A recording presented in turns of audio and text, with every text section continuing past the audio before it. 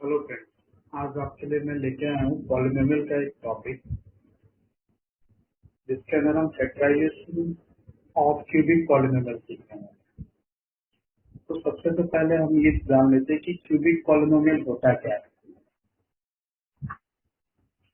तो हम cubic polynomial की बात करें तो क्यूबिक पॉलिनोमियल का स्टैंडर्ड फॉर्म होता है x cube b x square c x plus d. ये हो गया हमारा क्यूबिक पॉलिनोमियल। अब जैसा कि हम बोल सकते हैं कि क्यूबिक पॉलिनोमियल की जो डिग्री होती है वो 3 होती है। तो डिग्री 3 होने का मतलब ये होगा कि हमारे पास इस पॉलिनोमियल के फॉर्म में ए जो होगा वो 0 नहीं हो सकता, क्योंकि जैसे ही हमारे ए की वैल्यू 0 हो जाएगी तो हमारा जो क्यूब वाला टर्म है, जो कि एक्स क्यूब 3 पावर वाला टर्म है, तो ये जो पॉलिनोमियल है विदाउट एक्स क्यूब वाला हो जाएगा, जिससे वो क्यूबिक पॉलिनोमियल नहीं रह पाएगा। अब अगर बात करें फैक्टराइजेशन ऑफ क्यूबिक पॉलिनोमियल की, तो यहाँ पे दो मेथड का यूज होता है। हम उसको दो मेथड तो नहीं बोल सकते, लेकिन आप इस तरह से समझिए कि कभी कभी क्यूबिक पॉलिनोमियल के अंदर कुछ क्वेश्चन इस तरह से होते हैं कि अगर आप उन टर्म्स का ग्रुपिंग करते हैं तो सिंपली वो फैक्टराइज हो जाएंगे। जैसा कि हम यहाँ पे देख लेते हैं, पहला मेथड जो है वो ग्रुपिंग ऑफ टू टर्म।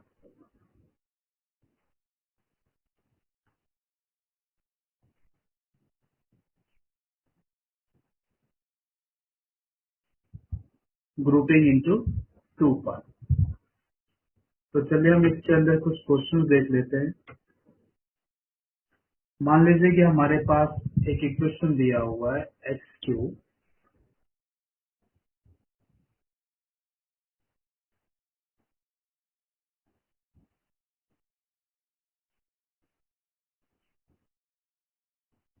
ये हो गया हमारा इक्वेशन।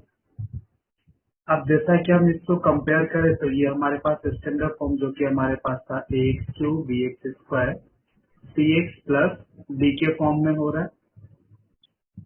अब ग्रुपिंग टर्म्स के अंदर क्या किया जाता है कि हम दो दो टर्म्स की यहाँ पे ग्रुपिंग करेंगे। अगर हम दो दो टर्म की ग्रुपिंग करते हैं तो हम देख पाएंगे कि पहले दो टर्म और लास्ट के दो टर्म की ग्रुपिंग की वजह से हमारे पास कॉमन मिलेगा एक्स स्क्वायर।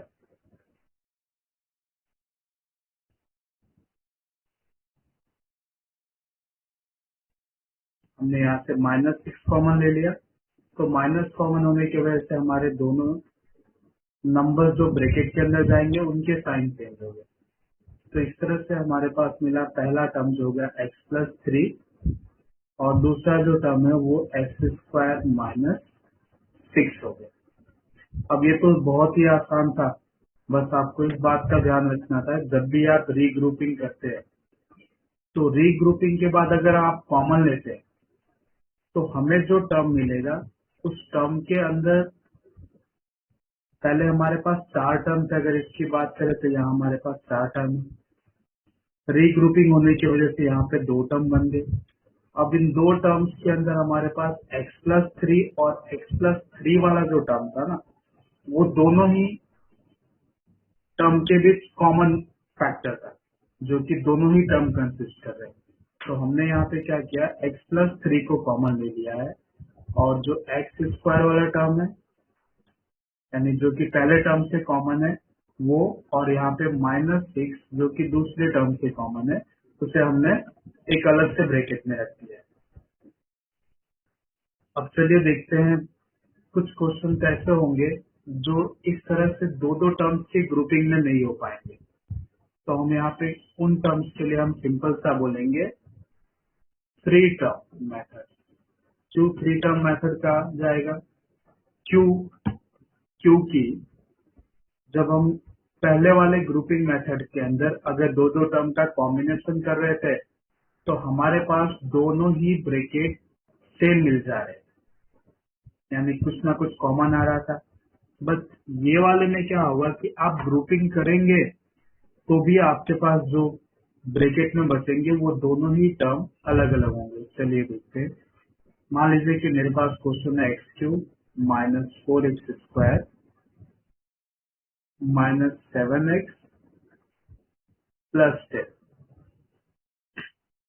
ये ले लिया हमने क्वेश्चन।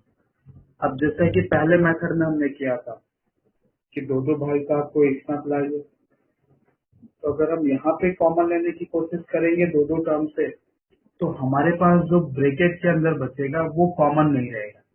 यानी मान लीजिए मैंने x² कॉमन ले लिया, तो x-4, और यहाँ से कुछ भी कॉमन नहीं आएगा, तो 1 कॉमन लेने की वजह से हमने -1 कॉमन लिया, तो दोनों ही टर्म्स के जो साइन होंगे वो चेंज हो जाएंगे।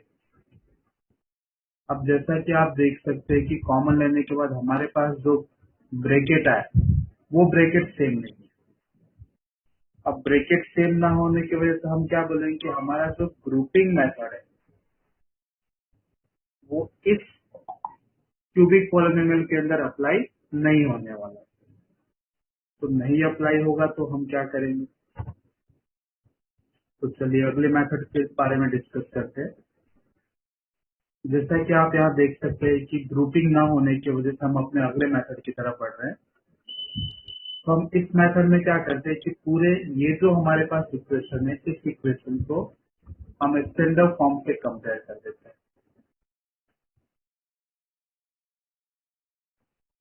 और सबसे पहले डी की वैल्यू निकालते हैं। जैसा कि हमारे पास डी है +10, तो हमें डी के सारे ही पॉसिबल फैक्टर निकालने हैं। फैक्टर का मतलब हुआ कि 10 जो है वो किस किस के टेबल में आता है। वो फैक्टर पॉजिटिव भी लेने हैं और नेगेटिव भी लेने हैं। तो मान लीजिए पहला नंबर है, अगर हमने +1 लिया तो -1 भी लेना होगा। 2 के टेबल में आता है तो -2 से भी डिवाइड होगा। 5 के टेबल में आ रहा है तो -5 से भी डिवाइड होगा। और जो लास्ट फैक्टर होगा वो +10 और -10 होगा। अब इसके बाद हम क्या करने वाले हैं? हमने जो px हमारा जो क्वेश्चन था, हम उसे पॉलिनोमियल कंसीडर करेंगे। px = हमारे पास दिया हुआ क्वेश्चन था,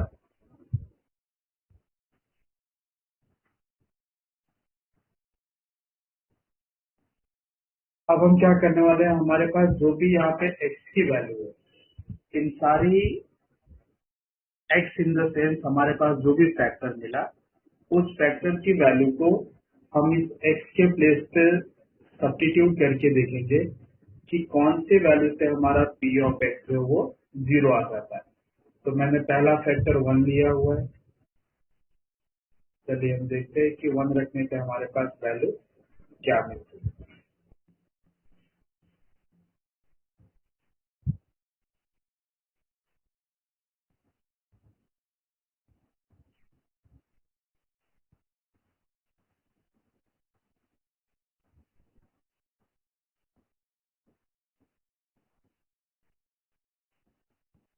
तो ये हो गया हमारा आंसर 0। यानी कि हमने जो टर्म कंसिडर किया है x के प्लेस के लिए, जो कि 1 लिया, वो इसका फैक्टर है। अब 1 फैक्टर होने का क्या मतलब हुआ कि x जब हमने 1 रखा तो हमारा p ऑफ 1 0 आ गया। तो इसलिए हम बोल सकते हैं कि x-1 जो होगा वो गिवन पॉलिनोमियल का फैक्टर हो गया। अब अगर ये टर्म फैक्टर हो गया तो हमें बाकी के भी जो फैक्टर बचे हुए हैं क्यूबिक पॉलिनोमियल के, वो हमें निकालने होंगे। जैसा कि हम जानते हैं कि क्यूबिक पॉलिनोमियल की डिग्री 3 होने की वजह से हमारे पास 3 फैक्टर बनने चाहिए। तो अब हम क्या करते हैं, इसी क्वेश्चन के अंदर जितने हाईएस्ट पावर ऑफ वेरिएबल है, जो कि डिग्री के नाम से जानी जाती है, उतने टाइम हम x-1 को थोड़ी थोड़ी स्पेस देके रिपीट करने वाले हैं।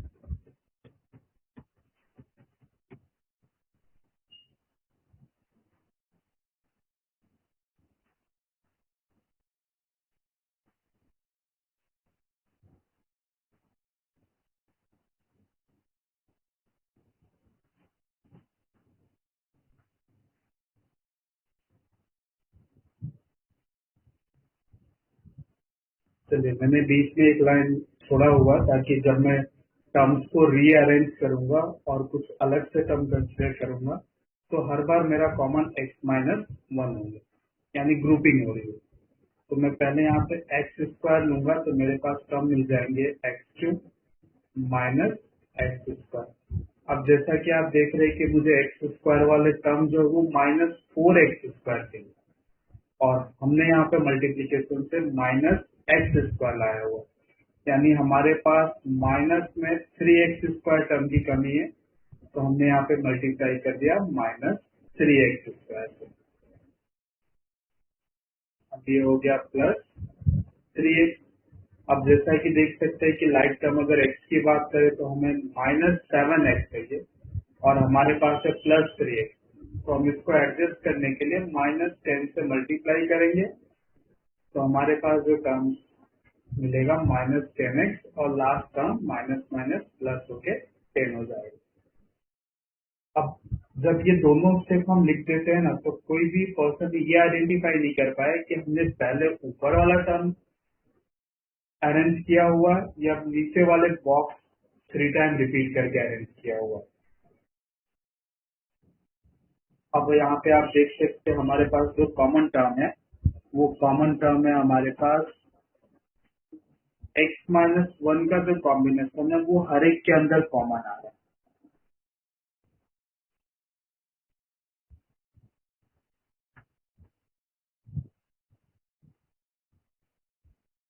x minus one x minus one x minus one. तो अब हम इसे क्या करने वाले कि x माइनस वन एक ब्रैकेट में लिखने वाले, दूसरे ब्रैकेट में जो बाकी के कॉमन हमने ले रखे हर दो दो टर्म के अंदर से उसको यहाँ पे हमने arrange कर दिया। अब जैसा कि मैं शुरू से ही बोल रहा हूँ कि क्वाड्रेटिक इक्वेशन होने की वजह से हम वापिस से जो दूसरा वाला ब्रैकेट है, ये वाला जो ब्रैकेट हमारे पास चलता है, ये क्वाड्रेटिक पॉलिनोमियल है, तो इसको हम फिर से स्प्लिटिंग द मिडिल टर्म का यूज करने वाले हैं।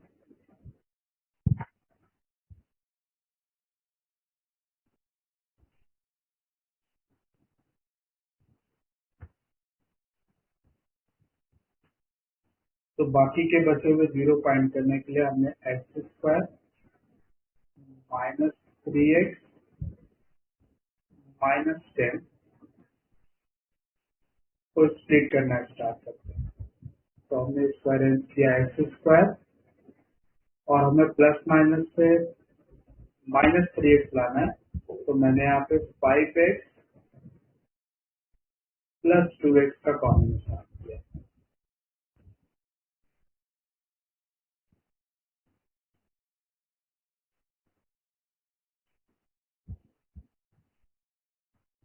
जैसा कि आप देख सकते हैं हमारे पास दो common bracket x minus five है और पहले दो टर्म जो फर्स्ट टू टर्म्स के ग्रुपिंग से हमें जो कॉमन मिला था वो एक्स है और लास्ट के दो टर्म्स के कॉमन जो है वो प्लस टू है। तो इस तरह से हमारे पास जो टोटल फैक्टर होंगे वो x minus one x minus five x plus, ये हमारे सारे ही पॉसिबल फैक्टर है जो कि हमें यहाँ पे मिले। अब अगर हम बात करें इस फैक्टर का कॉम्बिनेशन अरेंज करने के बाद, तो जैसा कि हमने शुरू में ही डिस्कस किया हुआ है कि हमारे पास जो कॉमन टर्म्स मिलने वाले हैं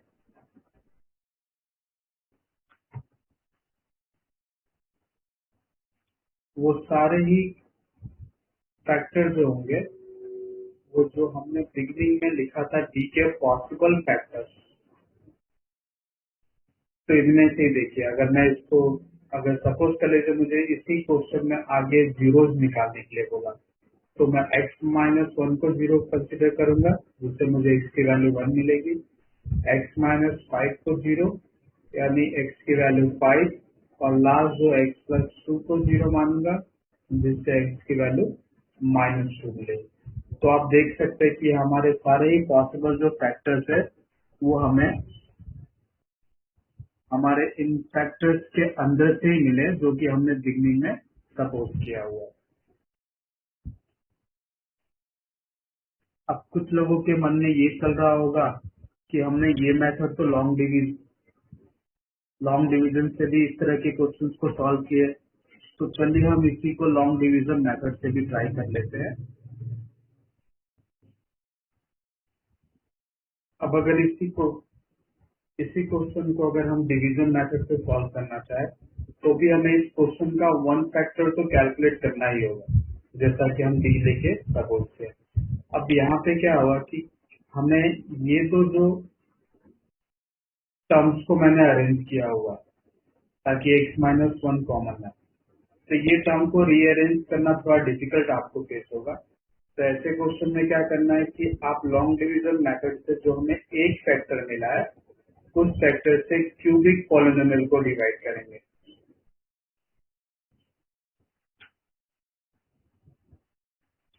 तो जब हम इस क्यूबिक पॉलिनोमियल को x-1 से डिवाइड करना स्टार्ट करेंगे, तो जैसा कि x-1 तो ऑलरेडी इसका फैक्टर है, तो फैक्टर होने की वजह से हमारा जो रिमाइंडर होगा वो 0 मिलेगा।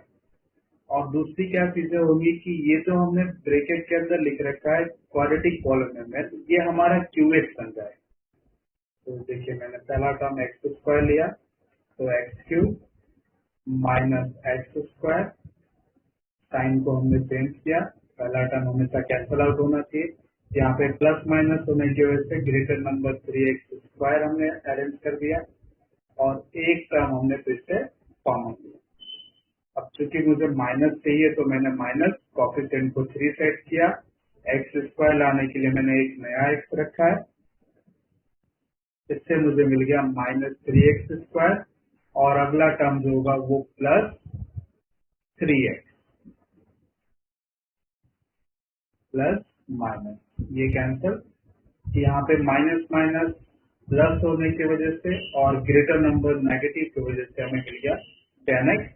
अब हमने हमारे लास्ट टर्म जो कि 10x है वो यहाँ पे कॉपी कर लिया। अब हमने नेक्स्ट मल्टीप्लीकेशन किया 10 से, क्योंकि मुझे पहला टर्म -10x आना चाहिए था तो मैंने माइनस और 10 ही रखा हुआ है और यहाँ पे ऑलरेडी x तो है ही, तो हमने रख दिया यहाँ पे -10x और जो दूसरा टर्म होगा वो +10 हो जाएगा, ये प्लस और ये माइनस, तो इस तरह से सारा कैंसल आउट होके 0। अब जैसा कि आप देख सकते हैं कि हमारा जो सेकंड ब्रैकेट बना था जब हमने x-1 ऊपर वाले तीनों ही रीग्रुपिंग करके कॉमन लिया था, तो जो टर्म हमें क्वाड्रेटिक इक्वेशन में मिला था एज अ क्वाड्रेटिक पॉलिनोमियल, वही हमें यहाँ पे हमारा QX मिला। तो हम नेक्स्ट टाइम क्या करेंगे, मतलब इसके आगे के स्टेप में हम x-1 को एक फैक्टर तो लेने वाले ही है और बाकी के फैक्टर निकालने के लिए हम सेम x² -3x 10 को क्वाड्रेटिक इक्वेशन बना के, जैसा हमने प्रीवियस स्टेप में splitting the middle term apply किया था, यहाँ पे भी हम splitting the middle term apply करने वाले। अब कुछ स्टूडेंट्स को प्रॉब्लम होती है कि ये लॉन्ग डिवीजन के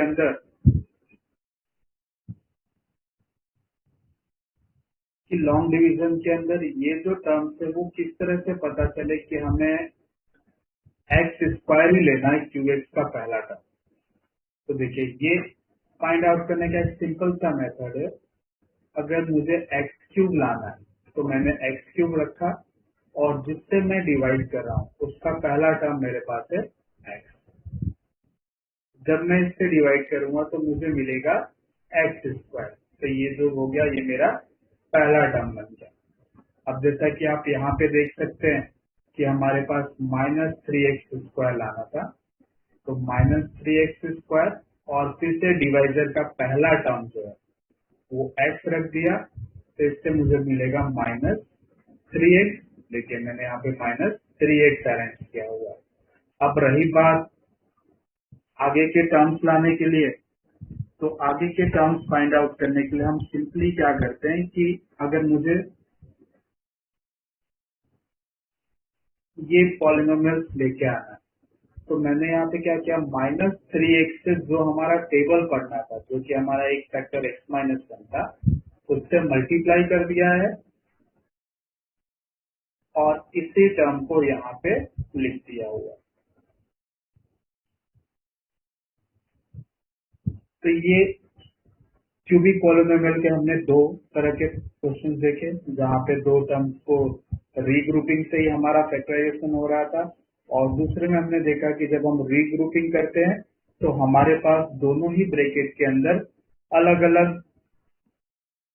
फैक्टर्स और अलग अलग पॉलिनोमियल मिल जाते हैं, जिसकी वजह से हम कॉमन नहीं ले पा रहे थे। आई होप आपको ये वीडियो पसंद आएगा, और मेरा मेन मैथ टॉपिक जो है, इस वीडियो के थ्रू आपके डाउट जो क्यूबिक पॉलिनोमियल को लेके हैं उसको सॉल्व करना। फिर भी इस वीडियो के बाद अगर आपके कुछ भी डाउट्स रहते हैं तो आप कमेंट सेक्शन में जाके आप अपने कमेंट्स